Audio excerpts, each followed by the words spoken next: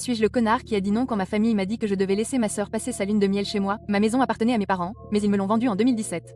C'était une sorte de maison de vacances familiale. Tous les 2 ans, quand mes grands-parents étaient en vie, ils nous invitaient, nous les enfants, là-bas pour une semaine. Avance rapide jusqu'à la fin de 2016. Ma sœur a été acceptée dans l'université de ses rêves. Je ne dirai pas laquelle, mais c'est une grande université. Tout le monde était excité et fier d'elle. Moi aussi. Mais une semaine plus tard, mes parents ont appelé pour me demander si j'avais déjà trouvé une maison. J'en cherchais une, et ma famille le savait. J'avais économisé depuis que j'ai commencé mon premier emploi à 20 ans. J'ai dit non. Alors, mon père m'a suggéré de leur acheter la maison du lac. Je leur ai demandé pourquoi ils voulaient la vendre. Il s'avère que SS n'avait pas d'économie pour l'université et n'a pas obtenu de bourse comme elle l'avait prévu et nos parents ne pouvaient pas non plus se permettre de tout payer. J'ai demandé pourquoi elle n'avait pas obtenu de prêt étudiant et ils ont dit qu'ils ne voulaient pas qu'elle ruine son crédit. Donc, leur solution a été de vendre la maison du lac et d'utiliser l'argent de cette vente pour financer ses études. J'avais beaucoup de bons souvenirs de la maison du lac. Alors, j'ai finalement accepté. Je travaille par ordinateur. Donc, après avoir obtenu une bonne connexion internet là-bas, j'ai emménagé directement et j'y suis depuis. Ma copine a emménagé définitivement l'année dernière et c'était plutôt heureux. Ma sœur et son petit ami d'université se sont fiancés. Nos parents ont accepté de payer pour le mariage, mais comme beaucoup d'autres à l'époque, les plans ont été retardés. Elle a dû le reporter à cette année et doit maintenant le célébrer dans 6 mois. J'ai même accepté de faire partie du cortège nuptial. Des problèmes sont survenus récemment lorsque ma sœur m'a demandé où j'allais rester pendant les 2 semaines qui ont suivi son mariage. Intriguée, j'ai répondu chez moi. Elle m'a regardé d'un air aigri et m'a dit que ça ne marcherait pas. Elle et son fiancé seraient là et ils voulaient du temps en privé. J'ai demandé pourquoi ils seraient chez moi et elle m'a dit que c'était là qu'ils passaient leur lune de miel, 2 semaines seuls dans une maison au bord du lac.